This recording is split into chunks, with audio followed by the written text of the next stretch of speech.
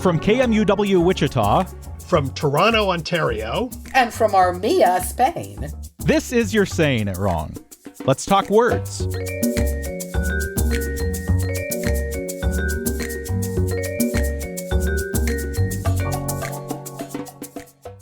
Hey guys, let's just jump off today with a listener email. Zach, we've heard from Zach a few times before. Yes, it's Zach from Brooklyn. He wrote in and it's a quickie. I like it. He's succinct. He said shirred or shard, same God. or different. This has come up recently and I thought I'd let you do the heavy lifting. This is always really weird to me. Shirred and shard. It's Yeah. funny. I think it's a really good question. I have noticed Ross uses shirred often. You do, Ross, when you talk Mhm. about. I do. I have never used shirred. I always say shard. And this is the interesting part because we were talking about this and we were talking about Egypt as a kid. When our parents were at the embassy there, we used to always go like out into the desert looking there were like ruins in those days you could just pick up anything. And one thing we always picked up were potsherds, which are like ancient pottery that, broke up and that people were, they used a long time ago. So I kept collecting potsherds. And that's when sherd is generally used in archaeology.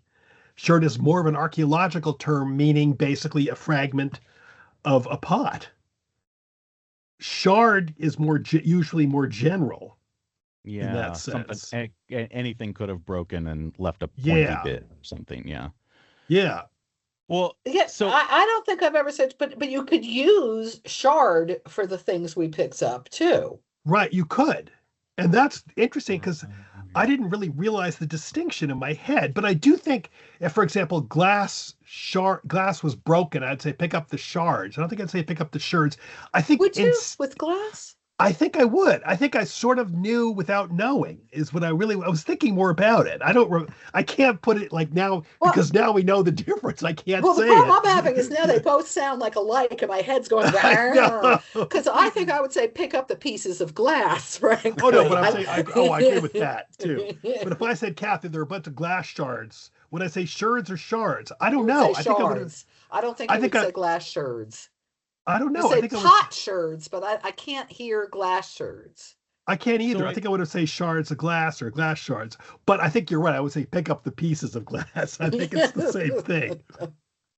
So I had a vague idea of the difference in definitions, or that shards were, specifically pieces of pots, and shards maybe were more general. What's really weird to me is that you're saying the word shard. Like, it really seems to me that it ought to be pronounced shard, even though it's spelled that's shard. interesting. Doesn't shard? I mean, shard just sounds like a really weird word.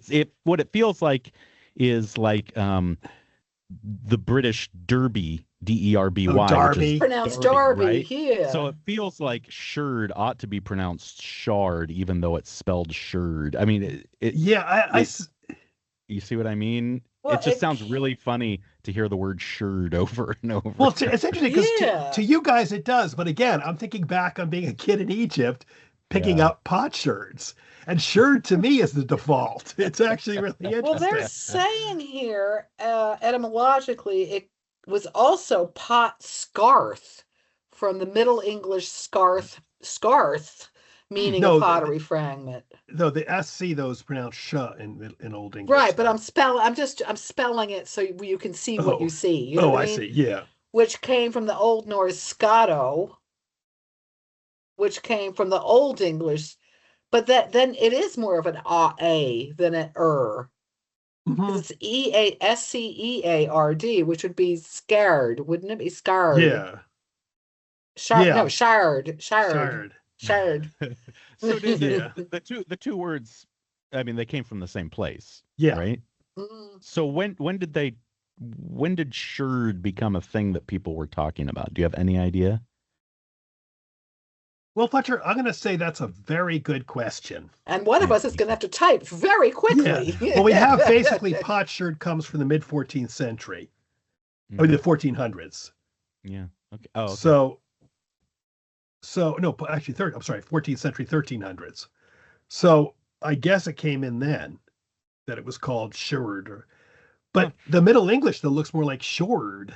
So, Well, I mean, that's what I was saying. It's more like that. Kathy's Yeah. right. But then we have Old English sheared. So I think let's do this thing. You say shard, I say sheared. Let's call the whole thing off and move along here. Well, interestingly, though, you more often when you look, I was just like typing this in, and I find shard all over, but it's usually shird is not just shird, it's potsherd. Potsherd. Yeah. You don't usually sort of like potash, which I always thought was potash as a child, but I did too, ramble. actually. Yeah, I did didn't too. you? Yeah. Yeah. I was really upset when I found it was potash. I was like, oh, that stinks. No, but I do. No. I'm going to interrupt you for 1 second. I do have to say, though, when we were kids in Egypt, they said sherds. They said potsherds, but also sherd. That I distinctly remember. Yeah. Well, look at this. Is it the case that all sherds are shards, but not all shards are sherds? That seems to be I think that seems it to me. Okay. And if anyone wants a potsherd from ancient Egypt, just give us a call. Yes, please send me one. Okay, this leads us to sherd versus shard. What's the difference? I'm doing like my game show music. These are words that sound similar, but don't mean exactly the same thing. And I should add here, we also threw in plenipotentiary. You want to start with that, Ross? Yeah, and ambassador, which don't sound similar, but unless you have really weird hearing, but they're technically a little bit different. Okay, let's start with this one. I'll remind everyone that I misspelled plenipotentiary last week. I had no idea what it meant. So I don't know how I will possibly distinguish between plenipotentiary and ambassadorial. But hey, I'm willing to give it a shot. Okay, go. Well, plenipotentiary is just something that is within the context of an embassy, and something that's ambassadorial has more to do with the head of that embassy. That's very good. Is it really? I made that up. You're actually good. Can you think of like plenipotentiary, what it comes from in Latin? Can you just think of any idea with it or not? No, given that I completely biffed the spelling of it last week, I have no idea. By the way, plenipotentiary was PLENIPO tentiary. Yes. Okay. With the PO to make you remember it, potent. Think of the word potent. That means power. Potens is powerful in Latin. Okay. Plenus is full, so it's full of power. So plenipotentiary is a diplomatic agent, and it can be an ambassador. He has full authority to act on behalf of the government, can sign treaties or make binding decisions.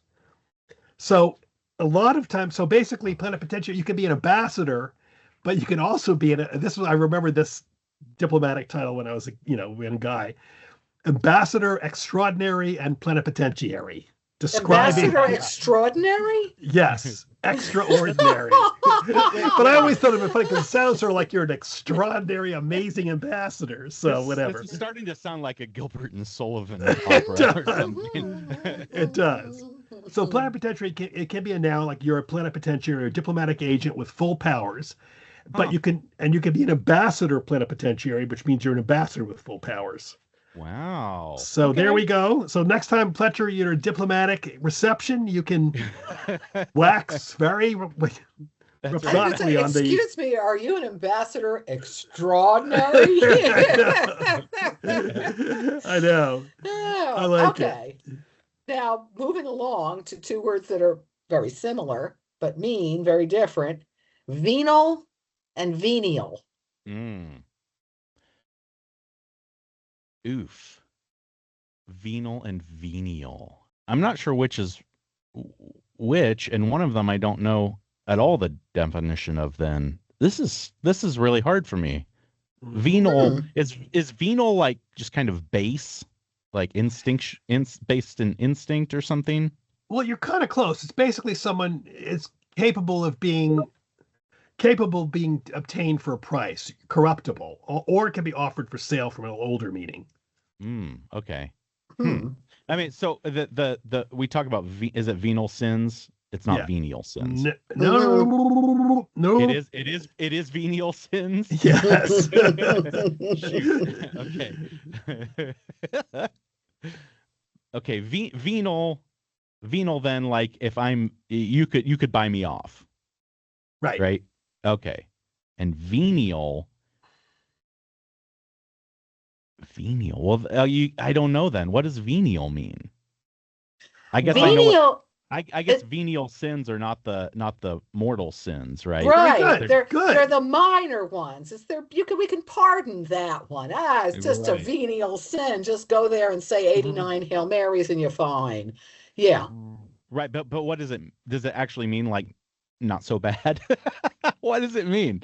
Venial. Well, it comes from the Latin venia. The V would be pronounced wa, which is forgiveness, indulgence, pardon, or favor.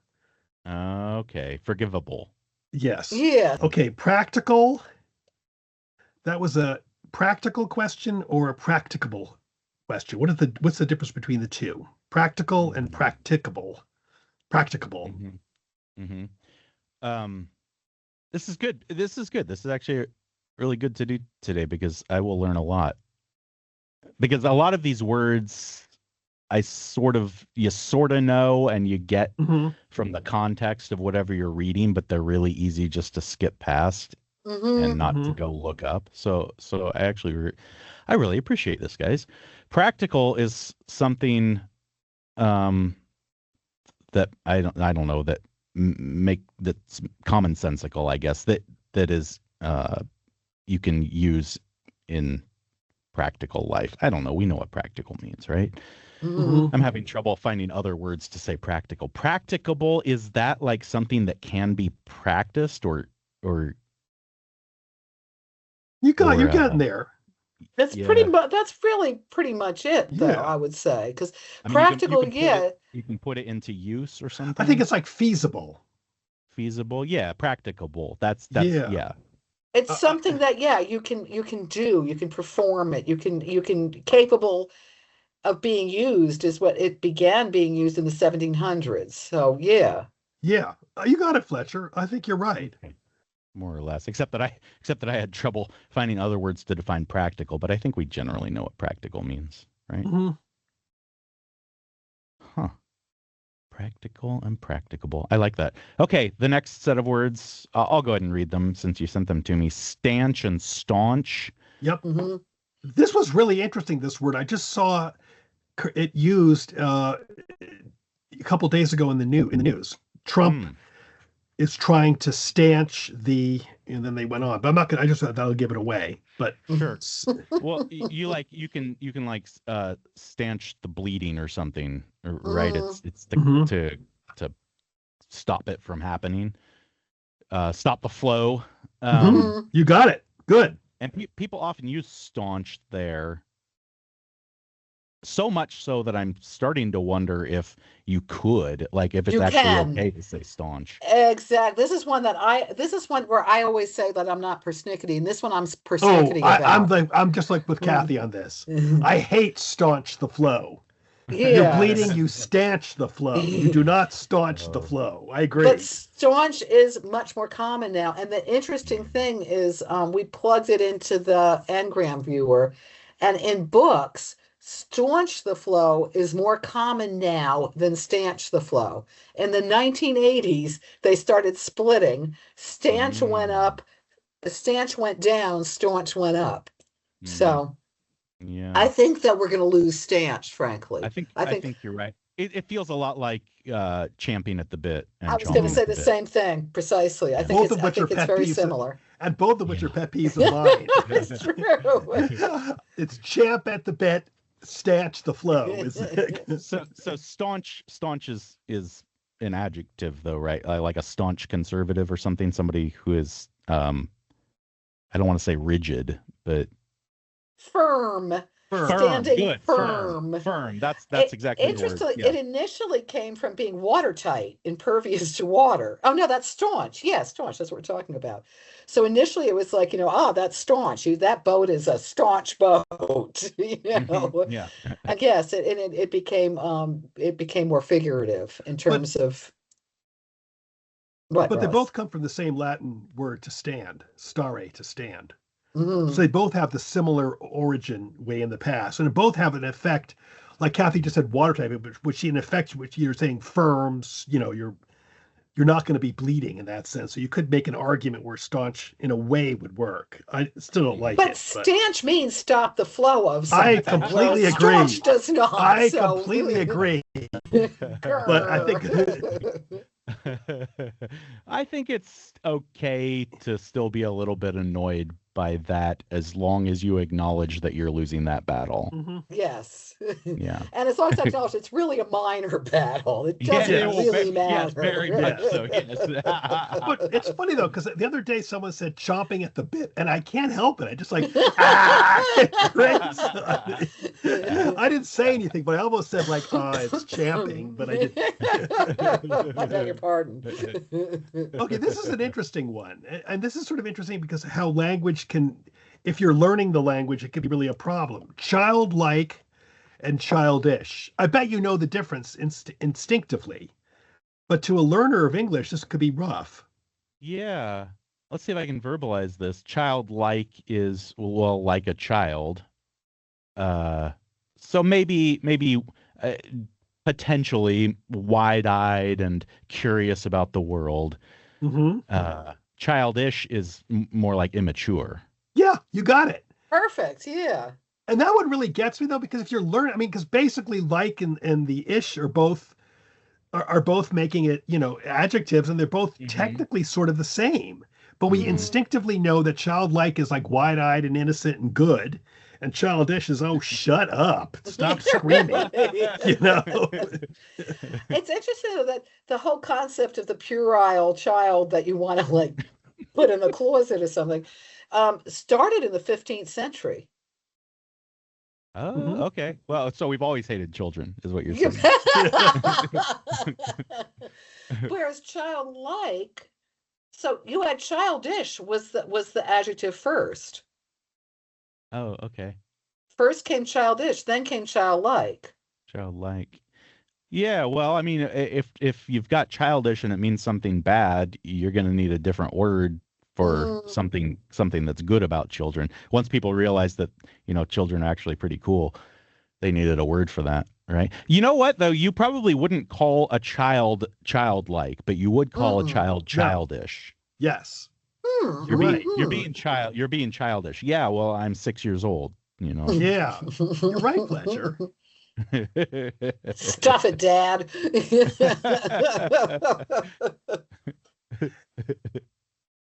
The next one is really annoying. Kathy and I got really very angry at all of these etymologists when we had this question. Continual, and you were going to see why in a minute. Continual and continuous. Oh, man. Okay. All right. I think I know the difference, but I don't know which one's which. Okay. One of them is like it just keeps going. Correct. And the other one is like it's set in a row back to back to back to back. Kind of. Is that right? Okay, continuous is uninterrupted. It's nonstop. There's no breaks. Continuous, it's like on and on and on and on. Continual means frequently repeated. Or like you said, regular intervals of this, but there are breaks in it. Okay, I'm not sure I was really on the right track with that then. So let's say continuous would be a 24-hour television channel that just showed one thing. Let's say it showed Andy Warhol's Empire State Building film on like spliced together on repeat forever. Like, so there's no actual repeat. It just never begins or ends. Continual what's something more like what that would be? Let's put it in TV terms. Give me a TV example of something that's continual. There's continually reruns of Friends on TV. Yeah. Okay. Yeah. So like it happens over and over, just not necessarily on end forever. Yes. But Okay. Yeah, This is of the course. annoying thing. There's always a but, isn't there? This got go with Yes. our butt because that was really annoying. Okay, but when you look these words up, the definition Uh-huh. of continual, which we just said was frequently repeated, i.e., reruns of Friends, is it's listed as proceeding without interruption or cessation is the first one. Then it's often repeated and very frequent. So we're getting this is just, and then the opposite occurred with continuous. So I think we're getting into the old bi-weekly that we talked about before. Yeah. Do you remember that one? Does bi-weekly Yeah. mean like once, twice, whatever, once every 2 weeks, once, whatever, or twice a week? We have basically just pick what you think in context and go with it. That's our idea here. Yeah. And here's another. What? Go on. I'm sorry. I was just going to say, though, do you guys ever use continual? I think I use continuous the right way, where it's like it's nonstop, like the Andy Warhol film. I do too. But then, wait a second. I think I do use it's continually annoying. It's not like annoying me 24 hours a day, but it always annoys me. That is slightly different. There is a nuance that I do use correctly. Never mind. So I'm proud of myself. Very good. Good job. This is another annoying one. Kath and I got into this debate because this is a grammar book had this, and we both thought it's obvious. Each versus both. Or did you each think it was obvious? That's our point. Very good, Fletcher. I mean, so it seems like there's slightly a distinction you could make in that if you each thought it was obvious, you came to that conclusion separately. If you both thought it was obvious, that means you might have come to that conclusion together, maybe. That's good. Now I'm going to read to you what the God, grammar book said. That's And crazy. this bothered both of us. We both went crazy about this. So I want you to hear it and let's see if you agree with us or not. Here's the grammar book I'm directly quoting. Both and each should not be used interchangeably. Both means two together. Each means any number taken one at a time. That's true. The use of both for each results in ambiguity. Now, here we go. When a sports writer writes, quote, he got 2 singles, both of them driving in 2 runs. We're not sure what is meant. How many runs did he bring in? 2 or 4? Okay, I'm going to repeat the sentence again. The sports writer writes, he got 2 singles, both of them driving in 2 runs. We're not sure what he meant. How many runs did he bring in? 2 or 4? Kath and I both didn't see any ambiguity here. We're asking if you do. We're still pretty sure what he meant. I don't think anybody's going to read that and think he only drove in 2 runs for the game. That's what we thought. Yeah. I do see. I mean, like, if you really sat down and looked at that, I do see that there could be confusion, but I just don't think in a real life sense there would be. No, that's agreed. exactly what we said. We were going to say, we were like, come on here. No, we kept trying to hear it the 2-run way. We couldn't even hear it that way. We both thought, he got 4 runs completely. It's like both of them drove in 2 runs. Number 1, 2 runs. Number 2, 2 runs. So both. Here's something though. I mean, I think maybe it's just context that can really help you. Like if the admission price to something is $2 and you walk up and you say, oh, my sister and I are here, how much? I could say, oh, $2 for both of you. That's good, Fletcher. That's different from $2 for each of you. That's okay. $2 for both of you is ambiguous because that to me means if you said $2 for both of you, I pay $2 and it's $1 each. Yeah, exactly. Yeah. Okay, I'll give you that. Because $2 for both of you doesn't mean you pay $2, you pay $2. Not at all. Yes, that's good, Fletcher. You solved the problem. That's much better than the singles. But I mean, by and large, you can get away with using both for each or each for both or whatever. Because I don't think you would say, because I think actually if it would cause a trouble contextually, like the case you just brought up, I don't think anyone would say $2 for the both of you. You'd say $2 for each of you. No, I totally disagree. I think people You would think they easily would? say that just without thinking. Yeah, Yeah? absolutely. Oh, yeah. okay. All right. I don't think so, but I'll agree because I'm nice. The next one actually goes back to this was a Ross pick. It goes back to last week's spelling quiz. The couplet is hieroglyphics versus hieroglyph. Okay. And this is a nitpicky. It's useful only if you're dealing with Egyptologists, actually. But I'll remind everyone that I did spell this correctly. Yes. I always thought, and maybe I'm totally wrong, but I always thought hieroglyphics was like the whole system and hieroglyph was like an individual one. Very good. You got it. And the annoying part about this one, though, is hieroglyphic can also be an adjective describing the type of writing. Mm-hmm. So, hieroglyphic writing. Yes. Okay. Exactly. Yeah. No, you got it. It's very good, Fletcher. Written with hieroglyphs. Yes. Well, so yeah, if you're talking about more than one hieroglyph, you would say hieroglyphs. But if you're talking about the whole system, then you say hieroglyphics. Yes. Okay. All right. Although some people, I'm sorry, go on, Kath. Go on, Ross. No, then I was going to say. No, but some people say hieroglyphics. There are some people who get really snickety about the whole thing, and they say you should say hieroglyphic should only be an adjective, which I don't think is good. I think it doesn't have to be. Oh, yeah. Yeah. Well, then you also have the people that say hieroglyph is any form of picture writing. It's not just ancient Egyptians, it's Mayans or Aztecs, etc. And then you have other people say, no. And it just gets all, it's a hot world out there. And yes. Pictorial language.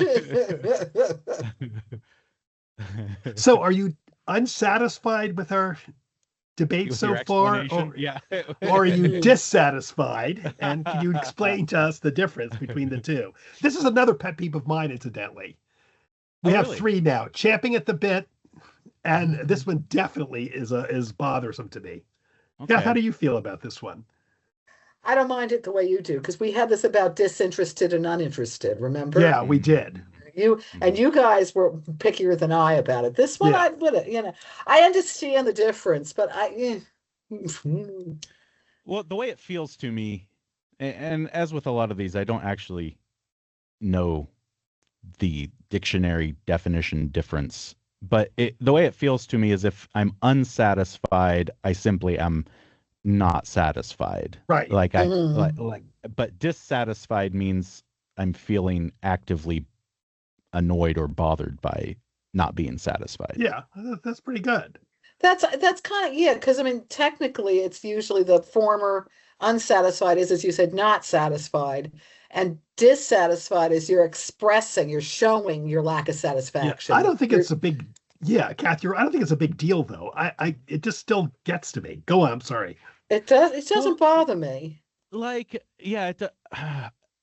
if I'm dissatisfied, that just feels more active. Like unsatisfied means I just haven't reached the level of being satisfied. Yes. That doesn't mean I'm displeased. Exactly. Right. But because also, right. That's actually good, because unsatisfied means something isn't satisfied. I mean, my needs were not satisfied. My needs were unsatisfied, which made me dissatisfied. Actually, you're right. Right. There's the active sense. Yeah. Mm-hmm. Yeah. Huh. That's a good one. I like that one. Next, we've done this before, but we had to do it again because it's a pet peeve. This is a pet peeve of mine, and it's becoming more and more common. Enormity versus enormous. Oh, okay. Well, something that's enormous is really big. The enormity seems more like, let me see if I can put this into words. It's not just saying that something is big. It's talking about, oh man, talking about the fact that, gosh, I'm having trouble verbalizing this. You guys are going to have to jump in here. How about this? Enormity is big. Enormous is big. Yeah. Enormity is big bad. Yeah. Perfect, bad. Ross. Okay. Yeah. Okay. Yeah. I mean, you talk about the enormity of the situation. That's interesting because I am not sure that I necessarily feel and maybe, and my feeling may be wrong here. I'm not sure that I necessarily feel that it's bad when you talk about the enormity of the situation. More like it's grave or very serious, but not necessarily bad. Well, it's like you wouldn't talk about it when it's good either, but like it's a very serious situation. Like enormity though usually has more of it does have more of a negative context. Maybe we should say instead of bad, a negative context. The enormity of the situation would be overwhelming scale of something grave or very important or serious in a bad. But it used to be technically extreme wickedness. I mean, it was pretty unequivocal. It was like the enormity of the crimes. I mean, it's like the heinous. Yeah, I mean, it is more commonly now. It's taken on a lot of the aspect of enormous. So it's something like huge and important. Like the enormity of the climate challenge they have right here. The enormity of global warming. But those are not good. Those are not good things. No. Unless you really like, high, deserts and high heat, the enormity of global warming is not a good thing. Yeah. Yeah, absolutely. And maybe you wouldn't talk about how extremely serious something is unless there could be a very bad outcome. Mm-hmm. I just mean that I don't get the idea that enormity means bad. It just means extremely serious. Okay. Although Kathy is right, though, it did start from obviously I didn't know. Actually, though, earlier it meant very early. It meant just big. Yeah. And then it got actually, to be really fair, it meant big, and then it got to be bad. And then in the 1800s, it went back to just being big, but it still had a bit of the bad, and now it's gone back to the big, pretty much. Although I still use it as the enormity of his crimes, I would say, and the enormousness of the ocean, I would say. But I don't think I don't like enormousness. It sounds like rhinoceros without like a horn. You know what I mean? The bigness of the ocean, which is enormous. So let's do it that way. Vastness. The ocean is vast, is what it is. I like vastness. Vastness. Yes. But I must say, in fairness now, I if I hear someone say the enormity of the ocean, I don't think it would really bother me. That wouldn't bother me. I hear it as bad, mostly. I hear it as the ocean can be very bad. But I like the ocean because it's big too. So it's so scary. There's so much there are so many weird things under there. Yeah, but if I heard enormity, I would think that. I wouldn't think like, gee, it's I mean, like if you're looking at the ocean going, how beautiful, how large, enormity wouldn't work for me. Interesting. I think based on context, context would determine whether it bothered me or not. Yeah. Okay. With ocean, doesn't bother me. Other things, maybe if you talked about the enormity of the elephant, that would bother me. Yeah, I don't know. I agree. The next one this actually is going to lead us to something we're going to talk about next week. Next week, we're going to talk about grammar controversies. Oh, good. So this one sort of is like an introduction to that, if you will. It's further and farther. We have talked about this in the past. Mm-hmm. This is good because I think people wonder about this a lot and probably never get a good answer. I think realistically, as someone who does try to distinguish between the two, I think realistically it doesn't matter and people shouldn't worry about it. You got it. It seems to the distinction seems to have been invented around 1900 by grammarians. Oh, those grammarians are always passing around, and we don't think it's worth fighting about. Let me talk just briefly about what the distinction is. Good. I think. Let's hear it. Farther with the A, farther deals with actual physical distance. Like this is farther away from that. Further is basically anything else. We're further away from that definition. The farther we go away from Kansas. Yes, you're right. That's it. But I mean, that further came first too. Did it? Yeah. But I don't really think it's farther. I don't think it's a really big deal. Either way, I would. Yeah. I agree, and I actually do make the distinction when I write, knowing that it was invented not even 200 years ago, it makes it less likely that I will distinguish that when I write. As a rule, I make it has to be 300 years old for me to follow the rule. Right? Exactly. I love the fact that it's true, though, when you think about it. Merriam-Webster, I thought this was really good advice, to let your ear guide you. Because, they say that the words are interchangeable with regard to distance usually. But further is preferred when you're trying to say moreover. And an adjective, like it's a verb, you don't say to farther one's career. That's true. No, you don't. So there are there are moments when they're distinctly one is preferred to the other, and you'll hear it. But on the whole, when it's like when you've got those people cracking down going, ha, you can't say that's farther. Farther is the physical. You can't say like I traveled further yesterday than I did today. Guess you can.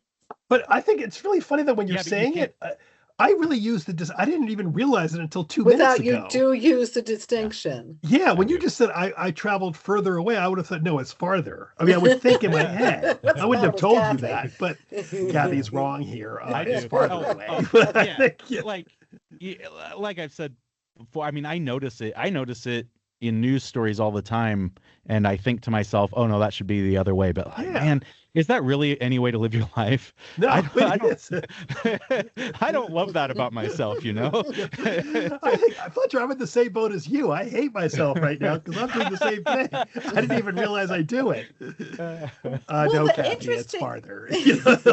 But the interesting thing is, technically, anytime you use farther, you could legally use further. Because one of the additions I had in the notes, one of the definitions of further is farther. So that's a definition of farther. But you can use further for literal distance, but you can't use farther figuratively if you look at the definitions, because farther doesn't have further in that sense as its definition. I think we should go now. I think we shall go no further or farther with this discussion. So all farthers are furthers, but not all furthers are farthers. You're Saying It Wrong is part of the NPR network and is produced in the studios of KMUW in Wichita, Kansas by me, Fletcher Powell. Kathy Petrus records from her home in Armia, Spain, Ross Petrus from his home in Toronto, Ontario in Canada. Torrin Anderson composed our theme music, and our digital team is Beth Golay and Carly Cooper. You can find all of our past episodes by subscribing to the You're Saying It Wrong podcast wherever you get your podcasts, or by visiting us at kmuw.org. If you have a question for Kathy and Ross, if you'd like to suggest a topic, or you just want to reach out, you can email me at powell@kmuw.org or email them at kandrpetrus@gmail.com. You can also email us a voice memo of you asking your question. You might get your voice heard on air. If you'd like to do the same thing by downloading the KMUW app, you can do that and just click the Talk to Us button. You can find all of Kathy and Ross's books pretty much anywhere you get books, and a handful of them are also available on audiobook read by the authors themselves. Thanks for joining us. We'll be back next week.